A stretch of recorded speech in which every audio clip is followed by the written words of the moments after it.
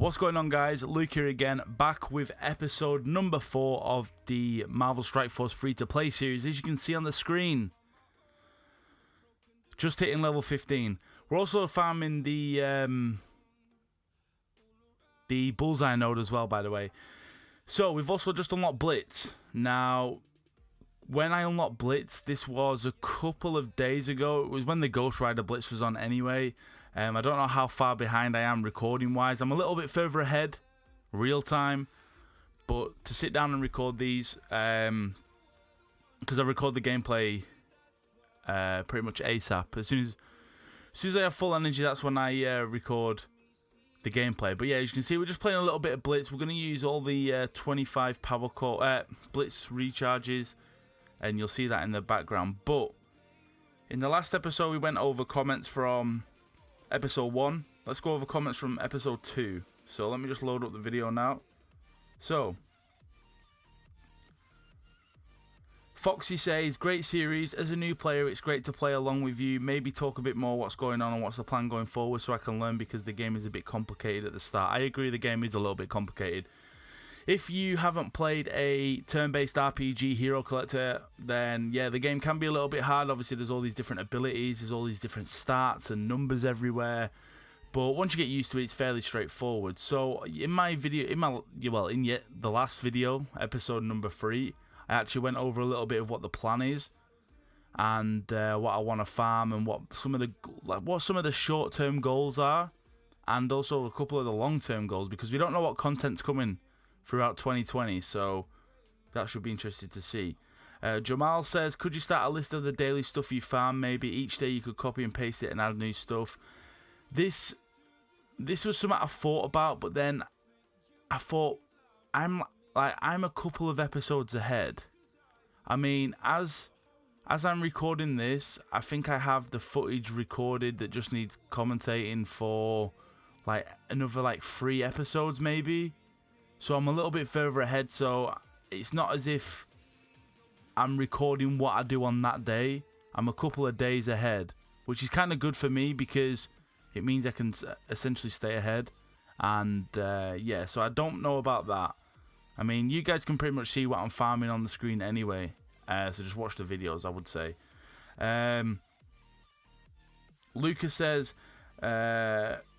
talk all the way through the videos, because in the first couple of episodes I kind of stopped talking after 5 to 7 minutes, and I asked him in those videos if you guys wanted me to just commentate to the end, even if I'm just waffling on about absolute rubbish. And yeah, a lot of you guys wanted to see that, so yeah, I can definitely do that. But a few people have asked for tips when starting the game. Now, all I can suggest is, I've gone over this a couple of times, and what you need to do, in my opinion, is play the game as much as you can. Obviously, don't burn out on the game, but play the game as much as you can. So, if you can put in a couple of hours a day, put in a couple of hours a day. If you want to put in more, put in more. It's completely up to you. I mean, ideally, what you want to do is you want to try and get to level 30 as quick as possible, because what getting to level 30 is going to do is going to unlock the arena, and when you unlock the arena, you can farm the arena. You get five battles a day, and you can pay power cores for more. But with that, what you can then do is get daily power cores. So depending on where you finish, you get power cores as like a reward. So if you can get, say, I don't know, 75 to 100 power cores a day, use those to refresh nodes and refresh energy. I would recommend only refreshing the energy for the 50 power cores. I think you can do it 3 or 4 times. After that, it's not worth it for the 100 power cores. And also refresh nodes. Some of the nodes I've been refreshing, obviously the defenders nodes and also the shield minion nodes, because those are arguably 2 of the best teams to start off with. As you can see, we're just going through and adding, equipping gear to everyone. For some reason, I don't know why I don't have the equip all button. I don't know why that's not a thing for me. Maybe it's just an issue with my blue stacks, I'm not too sure. I mean, it doesn't really bother me too much. Obviously, as you can see on the gameplay, it's all sped up anyway. But yeah, basically, I don't know why I don't have that. But yeah, so some other tips I could give you, like I said, get the arena unlocked, play as much Blitz as you can, even if you can just get the 750 or 800,000 points for the for all the milestones. You don't have to go for top 2,000 or top 1 to 2%. Just get all the milestones. That's all I do for the most part. The only times I really go hard on the Blitz is when if it's a new character. Like for example, as I'm recording this video, the Yo-Yo Blitz is coming out later on tonight. Because the Blitz restart at midnight for me. I know it's like it's earlier on for the people in the US, but yeah, basically I'm gonna be not going. I don't know about going hard, but I will definitely be trying to get as many points as possible. But as you can see on here, we are currently first of all, we refreshed the Hand Sorceress node because I'm trying to get a villain. I need to get one more villain. I already have Elektra, I already have Crossbones, but I need one more. And as you can see, we eventually get to the point where we are having to refresh the Bullseye node to get 4 more shards. It's honestly ridiculous.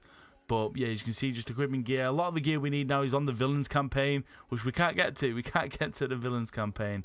But yeah, as you can see, just doing a little bit of farming here. And we got the shield assault gear here as well. But yeah, obviously, like I was saying, with the Blitz, yeah, play the Blitz as much as you can. Obviously, the higher you get, the better rewards you get for the most part. But for me, if it's a character that I'm not too bothered about, like let's say for example the War Machine Blitz that just happened like a couple of days ago or last week, whenever you're watching this video.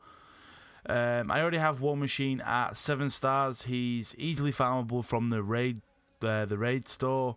So I mean, it's fairly easy to get him to 7 stars. That is what I'm trying to say. So I got all the milestones and that was it basically.